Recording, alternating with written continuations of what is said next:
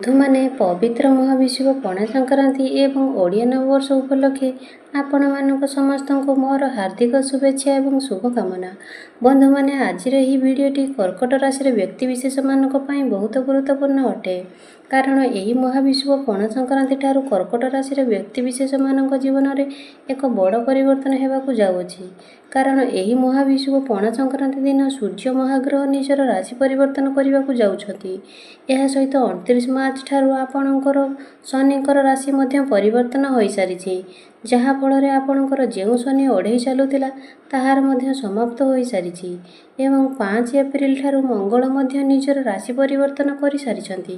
ତେବେ ଏସବୁର ପ୍ରଭାବରେ ଏହି ପବିତ୍ର ମହାବିଷୁବ ପଣା ସଂକ୍ରାନ୍ତି ଠାରୁ ଆପଣଙ୍କର ସ୍ୱାସ୍ଥ୍ୟ, ଶିକ୍ଷା, ପ୍ରେମ ଜୀବନ, ବୈବାହିକ ଜୀବନ, ଭାଗ୍ୟ, କ୍ୟାରିୟର ଏବଂ ବେପାର ବାଣିଜ୍ୟ ସ୍ଥିତି କିଭଳି ରହିବ, ଆପଣଙ୍କୁ କେଉଁ ସବୁ ଶୁଭ ଫଳ ମିଳିବ ଏବଂ କେଉଁ ସବୁ ଅଶୁଭ ଫଳ ମିଳିବ, ଆପଣଙ୍କ ଜୀବନରେ କେଉଁ ସବୁ ବଡ଼ ପରିବର୍ତ୍ତନ ହେବ, ସେ ବିଷୟରେ ଆଜିର ଏହି ଭିଡ଼ିଓରେ ଆମେମାନେ ବିସ୍ତାର ଭାବରେ ଆଲୋଚନା କରିବା। ସେଥିପାଇଁ ଆପଣମାନେ ଭିଡ଼ିଓଟିକୁ ସ୍କିପ୍ ନ କରି ଶେଷ ପର୍ଯ୍ୟନ୍ତ ନିଶ୍ଚୟ ଦେଖନ୍ତୁ ଏବଂ ଭିଡ଼ିଓଟିକୁ ଲାଇକ୍ କରି ଚ୍ୟାନେଲଟିକୁ ସବସ୍କ୍ରାଇବ୍ କରିଦିଅନ୍ତୁ। ତ ବନ୍ଧୁମାନେ, ଆସନ୍ତୁ ଆରମ୍ଭ କରିବା ଆଜିର ଏହି କାର୍ଯ୍ୟକ୍ରମକୁ, ଯାହାକି ଜନ୍ମ ରାଶି ଏବଂ ଚନ୍ଦ୍ର ରାଶି ଉପରେ ଆଧାରିତ ଅଟେ।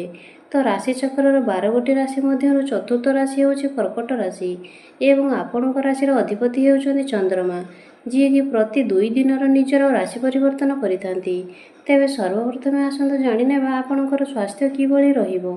ଏହି ମହାବିଷୁବ ପଣା ସଂକ୍ରାନ୍ତି ଠାରୁ ତ କୁଣ୍ଡଳୀର ପ୍ରଥମ ଭାବଟି ହୋଇଥାଏ ଆପଣଙ୍କର ସ୍ୱାସ୍ଥ୍ୟର ଭାବ, ଇମ୍ୟୁନିଟି ସିଷ୍ଟମର ଭାବ ଏବଂ ଆପଣଙ୍କ ପ୍ରଥମ ଭାବର ଅଧିପତି ହେଉଛନ୍ତି ଚନ୍ଦ୍ରମା। ତ ଚନ୍ଦ୍ରମା ପ୍ରତି 2 ଦିନରେ ନିଜର ରାଶି ପରିବର୍ତ୍ତନ କରିଥାନ୍ତି। ତ ବନ୍ଧୁମାନେ, ଏହି ପବିତ୍ର ପଣା ସଂକ୍ରାନ୍ତି ପରେ ଆପଣଙ୍କର ସ୍ୱାସ୍ଥ୍ୟ ବହୁତ ଭଲ ରହିବ। ସ୍ୱାସ୍ଥ୍ୟକୁ ନେଇକି ଚିନ୍ତା କରିବାର କୌଣସି ଆବଶ୍ୟକତା ନାହିଁ। ତେବେ ବୁଧ ଯେହେତୁ ଶନି ଏବଂ ରାହୁଙ୍କ ସହିତ ଆପଣଙ୍କର ନବମ ଭାବରେ ଏକତ୍ର ଅଛନ୍ତି, ସ୍କିନ୍ ରିଲେଟେଡ୍ କିଛିଟା ପ୍ରୋବ୍ଲେମ୍ ଦେଖା ଦେଇପାରେ। ଏଲର୍ଜି, ଇନଫେକ୍ସନ୍ ଭଳି କିଛି ଛୋଟମୋଟ ସମସ୍ୟା ଦେଖାଦେବ ଏବଂ ଆପଣ ନିଜର ଖାଦ୍ୟପେୟ ଉପରେ ଟିକେ ନିୟନ୍ତ୍ରଣ ରକ୍ଷା କରନ୍ତୁ। ଏହା ବ୍ୟତୀତ ଆପଣଙ୍କର ସ୍ୱାସ୍ଥ୍ୟରେ ଅନ୍ୟ କୌଣସି ପ୍ରକାରର ସମସ୍ୟା ଦେଖାଦେବ ନାହିଁ। ଏବେ ଆସନ୍ତୁ ଜାଣିବା ଆପଣଙ୍କର ଶିକ୍ଷା କ୍ଷେତ୍ର କିପରି ରହିବ ଏହି ପବିତ୍ର ପଣା ସଂକ୍ରାନ୍ତି ପରେ। ତ ବନ୍ଧୁମାନେ, କୁଣ୍ଡଳୀର ପଞ୍ଚମ ଭାବଟି ହୋଇଥାଏ ଆପଣଙ୍କର ଶିକ୍ଷାର ଭାବ ଏବଂ ଆପଣଙ୍କର ପଞ୍ଚମ ଭାବର ଅଧିପତି ହେଉଛନ୍ତି ମଙ୍ଗଳ। ତ ମଙ୍ଗଳ ଆପଣଙ୍କର ପ୍ରଥମ ଭାବରେ ବିରାଜମାନ ଅଛନ୍ତି।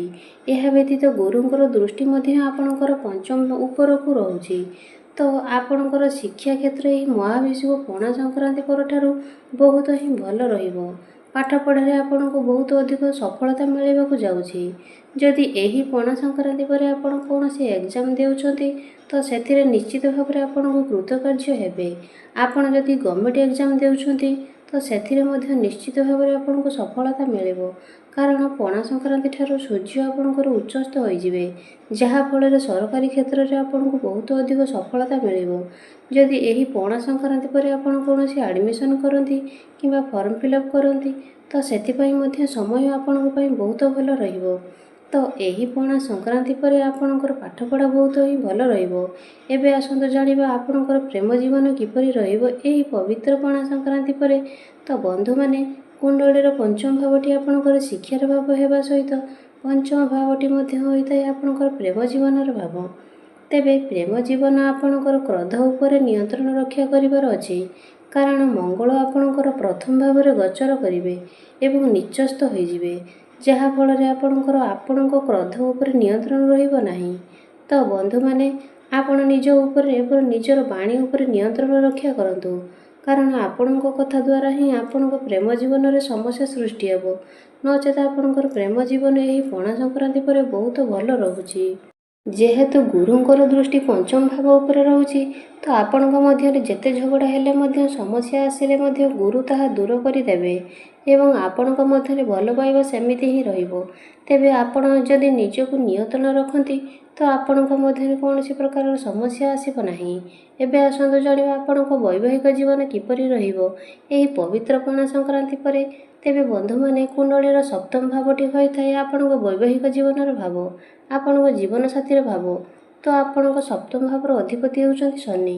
ଶନି ଆପଣଙ୍କର ନବମ ଭାବରେ ଗୋଚର କରୁଛନ୍ତି।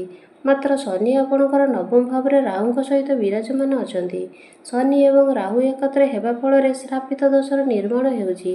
ତେବେ ପୂର୍ବରୁ ଶନି ଯେତେବେଳେ ଆପଣଙ୍କର ଅଷ୍ଟମ ଭାବରେ ଥିଲେ ତ ଆପଣଙ୍କର ଶନି ଓଢ଼େଇ ଚାଲିଥିଲା, ଯାହାଫଳରେ ଆପଣଙ୍କ ଜୀବନସାଥୀଙ୍କର ସ୍ୱାସ୍ଥ୍ୟ ପ୍ରାୟତଃ ଖରାପ ରହୁଥିଲା। ଆପଣଙ୍କର ବୈବାହିକ ଜୀବନରେ ମଧ୍ୟ ଅନେକ ପ୍ରକାରର ସମସ୍ୟା ଦେଖା ଦେଇଥିଲା। ତେବେ ବର୍ତ୍ତମାନ ସେସବୁ ଜିନିଷ ଆପଣଙ୍କ ଭିତରେ ନାହିଁ। ଆପଣଙ୍କର ବୈବାହିକ ଜୀବନରେ ଧୀରେ ଧୀରେ ସୁଧାର ଆସିବାରେ ଲାଗିଛି।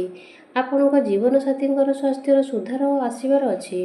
ତ ଯେ ପର୍ଯ୍ୟନ୍ତ ଆପଣଙ୍କ କୁଣ୍ଡଳୀରେ ଶ୍ରାପିତ ଦୋଷ ରହୁଛି, ଅର୍ଥାତ୍ 18 ମଇ ପର୍ଯ୍ୟନ୍ତ ଯେ ପର୍ଯ୍ୟନ୍ତ ରାହୁ ଆପଣଙ୍କର ଅଷ୍ଟମ ଭାବକୁ ଚଳନ କରିପାରି ନାହାନ୍ତି, ସେ ପର୍ଯ୍ୟନ୍ତ ଆପଣଙ୍କ ଜୀବନସାଥୀଙ୍କର ନେଚରରେ ଆପଣ ଟିକେ ଅପ୍ ଡାଉନ୍ ଦେଖିବେ।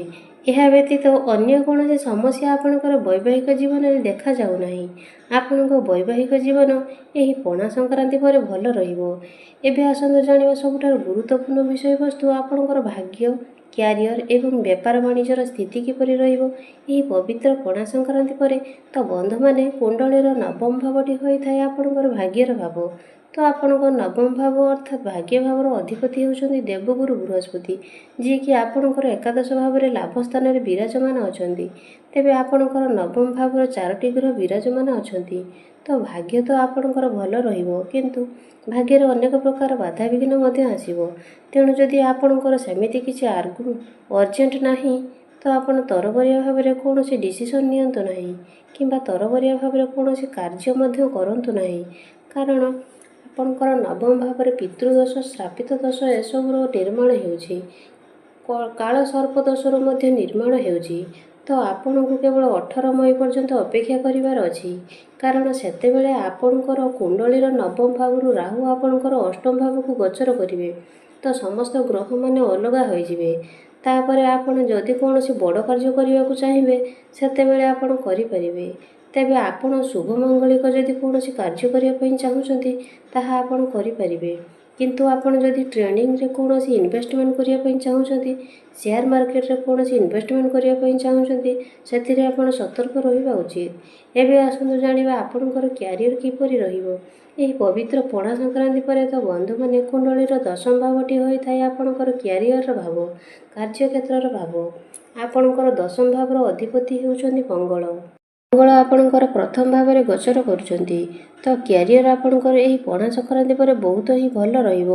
ପଣା ସଂକ୍ରାନ୍ତି ପରେ ଆପଣଙ୍କ କ୍ୟାରିୟରରେ ଯାହା ବି କିଛି ବାଧାବିଘ୍ନ ଆସୁଥିଲା, ସେସବୁ ଦୂର ହୋଇଯିବ।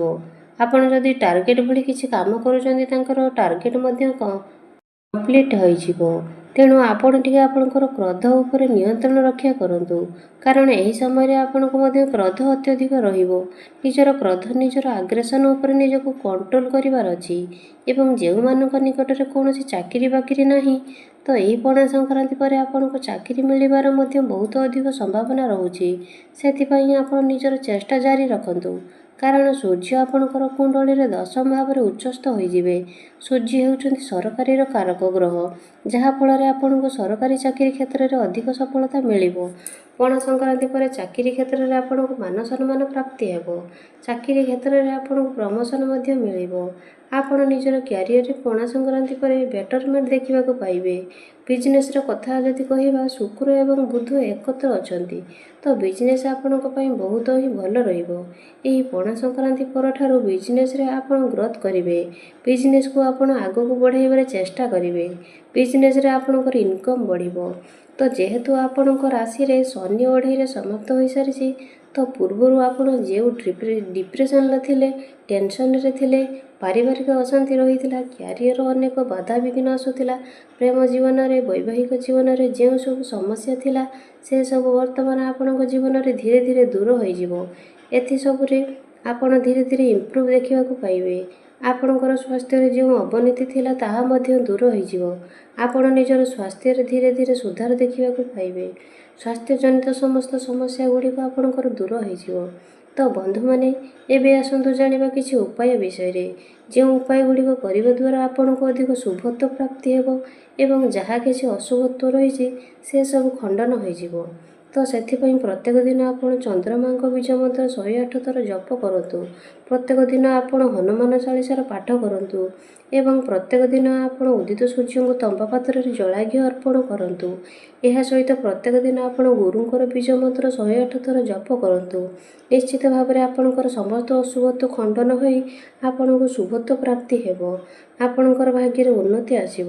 ତ ବନ୍ଧୁମାନେ, ଆପଣଙ୍କର ଜୀବନ ମଙ୍ଗଳମୟ ହେଉ, ଏହା ହିଁ ଈଶ୍ୱରଙ୍କ ନିକଟରେ ମୋର ପ୍ରାର୍ଥନା। ଧନ୍ୟବାଦ।